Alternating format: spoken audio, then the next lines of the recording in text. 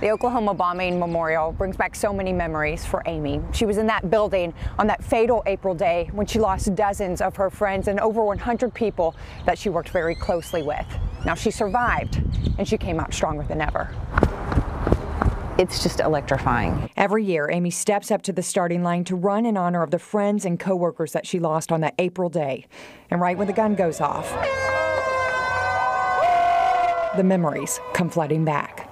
Amy, what do you remember from that day? Well, everything.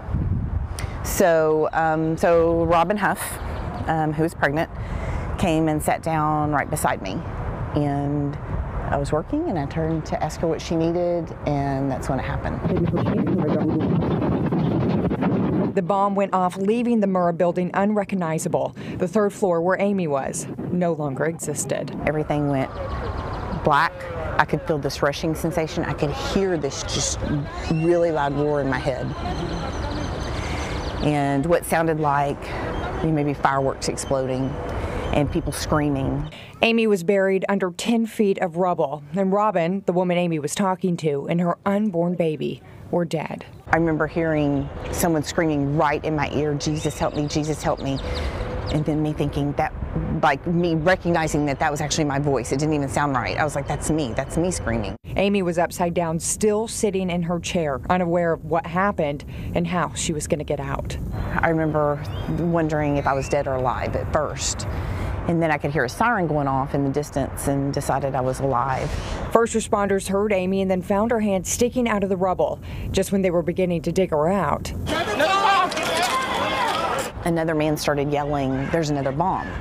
And they were yelling, "There's another bomb. Everybody, let's go, there's another bomb." Rescue efforts were pulled back, leaving Amy under the debris. So I was left alone at that point, and I knew that it had been a bomb. I knew there was another bomb.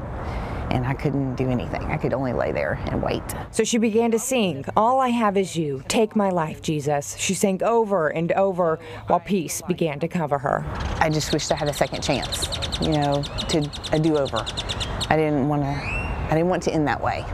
And it didn't. Amy was rescued, pulled out of the rubble, a different person. But I will never forget just looking up at the sky and taking that first breath of fresh air. And I promised God that I would never live my life the same. And I haven't. After spending 8 days in the hospital, Amy came out with a large scar in her leg and a new outlook on life. We all have things that happen in our life that are horrible, that are bad, but it's up to us how we choose to respond to it. That makes all the difference in the world. Her first step, go back to school and not only get her bachelor's degree, but also her master's. I started thinking about my weight. Amy was 200 pounds overweight at the time of the bombing, and she knew things had to change. She began cycling and eating healthy. I think this whole thing has affected me where I can't just do things like normal people. I have to take it to the extreme. She started running marathons, then triathlons. 200 pounds later, Amy is now an Ironman.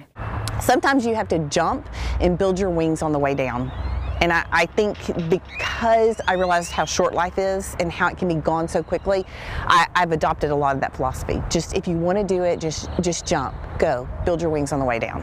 And her work life began to blossom. When the bombing happened, Amy was a teller for the credit union, and even after all of her schooling, she decided to stay with the company. It's not just any credit union. It's hard to explain. I mean, this is my credit union. She stayed to honor the coworkers she lost. Jill, she used to give me rides too, and this is my best friend, Sonia.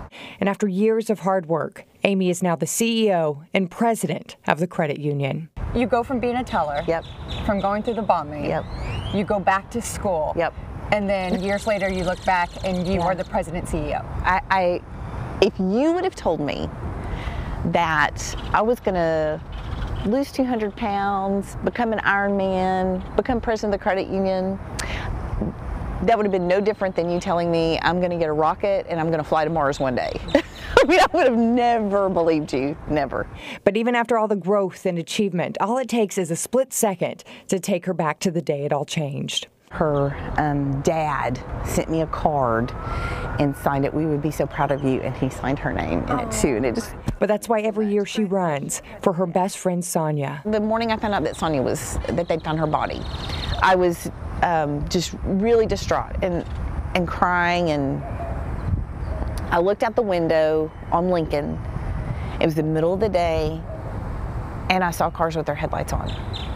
And that small symbol just hit me. And she runs for Robin Huff and the 168 people she lost, to remember and to also say thank you to the city that has kept her strong.